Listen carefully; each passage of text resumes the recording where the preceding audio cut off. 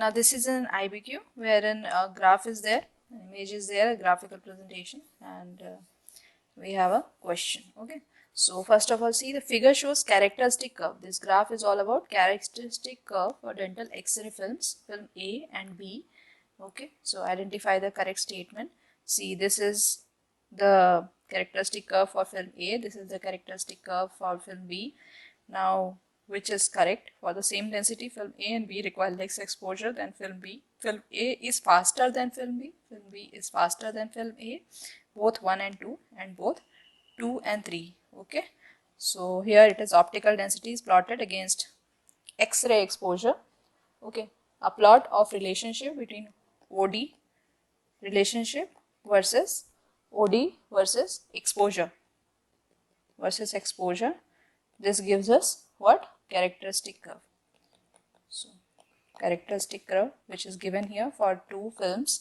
Now an important thing is a film is of diagnostic value when the structures of interest are imaged on the relatively straight portion of the graph between 0.6 and 3.0 optical density.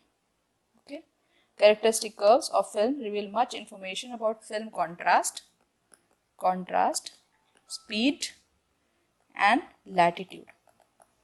Okay, so these are the information which are given off by the characteristic curve of a film. Now see, the degree of darkening or opacity of an exposed film is refers to as optical density. Okay, so here it is optical density versus X-ray exposure. So when a film is exposed by an X-ray beam and then processed, the silver halide crystals in an emulsion that was stuck by the photons are converted to grains of metallic silver. These silver grains block the transmission of light from a view box and give the film its dark appearance. Okay, so that's how the X-ray gets the dark appearance. Now, I told you OD versus X-ray exposure. OD versus X-ray exposure, that gives us the what? Characteristic curve. Now, another name of characteristic curve, this may be asked. Okay, another name of characteristic curve, this Herter-Dreffield curve. This you should know. It can also be given as HD curve or Herter-Dreffield curve. Okay, so you should know this other name also. It is usually shown as the relationship between the optical density of the film and logarithm of corresponding exposure. It's log of X-ray exposure. Okay, as the exposure of the film increases, its optical density increases. Radiographic speed. What is radiographic speed? That refers to the amount of radiation required to produce an image of a standard density. Film speed frequently is expressed as a reciprocal of the exposure in Roentgens required to produce an optical density of 1 above base plus form. A fast film requires a relatively low exposure to produce a density over 1, whereas a slower film requires a longer exposure to have the same density. Now see, this is log relative exposure, this is optical density, this is characteristic curve of direct exposure film. Contrast, that is the slope of the curve, is greater in high density region. In high density region, it is greater than in the low density region.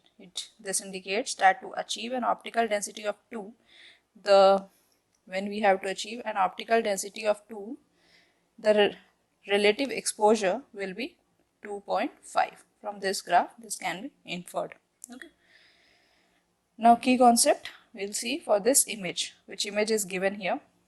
For a particular optical density, means if consider X is the optical density, relative exposure required for film A will be less than that of film B. Okay. So lesser the exposure required, more fast is the film. Now, since A exposure is less than B exposure, okay, so this will be, what was the speed of the film? See, speed of the film was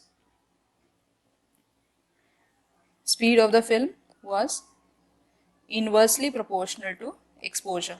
Okay, so now here, since this has a lesser exposure, so this will be fast. This will be faster, okay, rather than B. So in case A will be faster than B film. So we can conclude that film A is faster than film B. Now see, options we will see. For the same density, film A requires less exposure than film B.